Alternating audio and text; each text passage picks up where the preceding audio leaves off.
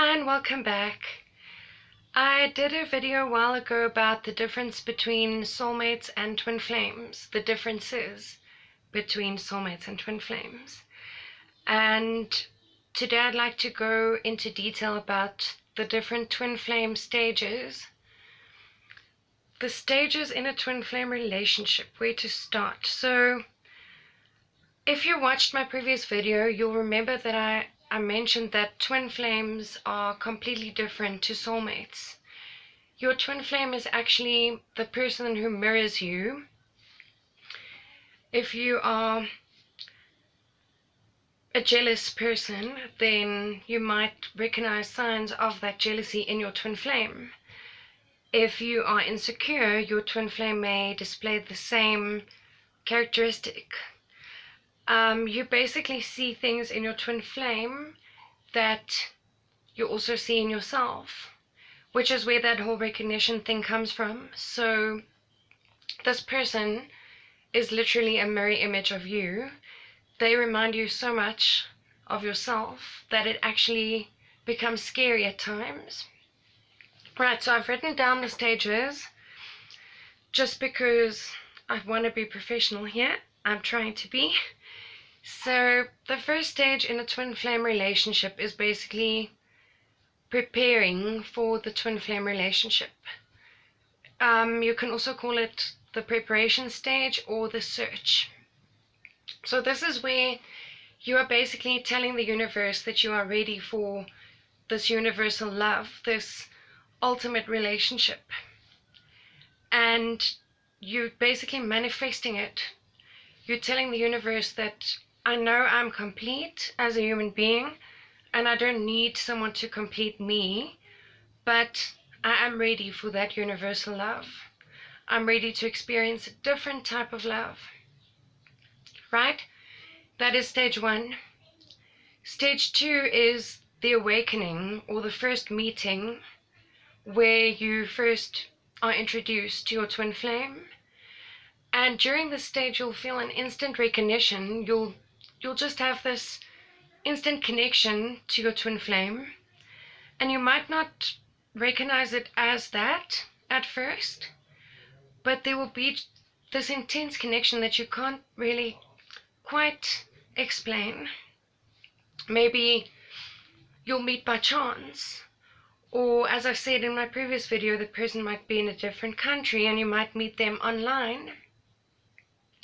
It's not something that you really expected. Okay, so often meeting your twin flame happens unexpectedly, and you may be in denial about it at first. But then it comes to stage three, where you actually start falling for your twin flame, and that stage is also called the test. And that is literally where you find out more about the person and you realize that this person is definitely going to become a part of your life, whether you like it or not. Okay, it's inevitable. You get to know the person more, you realize what the person likes, dislikes. You really get closer to the person on a daily basis. Okay, and then stage four is known as the crisis. Now this is where the two of you actually start butting heads, because you're so similar. Alright, so as I said, if you're a jealous person, or you're insecure, or maybe you are very aggressive, you will see these characteristics in your twin flame, and sooner or later it will just cause this uproar. So you'll find that the two of you will start clashing over the silliest things, and often you're just fighting for the sake of fighting and arguing for the sake of arguing, when really there's nothing big going on. Alright, so during this stage often you realize that because you're so similar, you're actually very different as well. Okay, and you start questioning this whole relationship, and you think, is it really worth it? Should I just give up? Which brings us to stage number 5, which is the running and chasing stage. Now, I said previously that within a twin flame relationship, one person is often the runner and the other one is doing the chasing. One person recognizes the relationship for what it is, and the other person is in denial about it. Maybe the person who does recognize it is a very spiritual person, and the person who's in denial is not fully awakened yet. Maybe they're not into spiritual things, they're just rubbishing it. But one person in the relationship will always be hounding the other person almost, like telling the person, oh, I love you, I want to do this, I want to do that, I'm so in love, I want to get married. And the other person's just like, whoa, whoa, whoa, whoa, whoa, this is going too fast for me. Okay, and combined with the arguments and the fights and the pushing, pulling, and the tug of war, the whole power struggle, often it leads to separation. Okay? And that separation can be permanent, sadly, or it can be just temporary. Okay? And this separation can be physically, or it can be maybe if you were speaking to the person online, then the person blocks you on social media, they break off contact with you.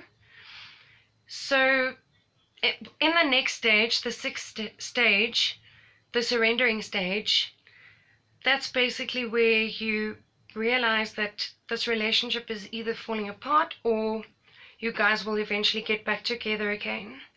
But what you're doing is you're surrendering to the universe. You're actually just taking a step back and saying, listen, what's meant to be will be. If this person is meant to be in my life, they will stay or they will return. And if they're not meant to be in my life, then, it was a lesson. All right? But you are surrendering. And by surrendering, you're telling the universe that you're not forcing things anymore.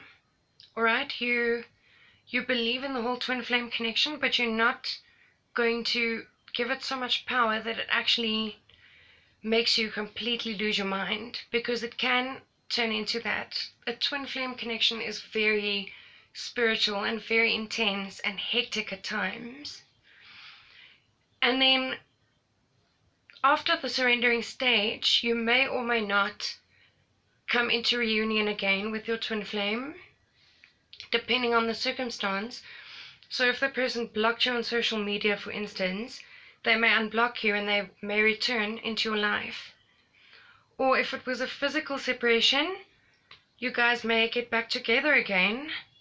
And when you do get back together with your twin flame, that reunion is just so magical and so special. And if you guys are able to work through your issues, not only your issues that you have with the other person, but also your issues that you have within yourself, then this bond can be a spectacular bond. It is really a universal love. It is the greatest bond that you can imagine. I mean, apart from the self-love thing that we know about, there's just something so special about a twin flame connection. And it can work. It can work. But like I said, both parties have to work on their individual issues that they have within themselves. So I've mentioned here, I've named the 7 stages. Some people will add more stages to this whole connection. Some people will say, no, there are only 3 or 4 stages. From what I've experienced, these are the main stages of a twin flame connection. And like I said, it's a very special thing. And if you haven't already experienced it, I don't really want to say I wish it upon you, because it's not the easiest thing, but it is really just something amazing. And if you have found your twin flame, then best of luck. It's very rare, apparently, finding your twin flame in this lifetime. And if you do, then often it means it's your last lifetime in this body, that didn't make sense. It's your last lifetime on this earth, on this physical plane, all right? If you found a twin flame, it could be that this is your last incarnation. That's the best way of explaining it. Sorry about that. So yeah, if you found a twin flame, just know that when you eventually pass on, into the spirit world, you'll be with that person forever. Your soul will connect with that person, and you guys will be whole forever, never separated again. Thanks for watching. Please like, subscribe, and I'm sending love and light to everyone. Keep well.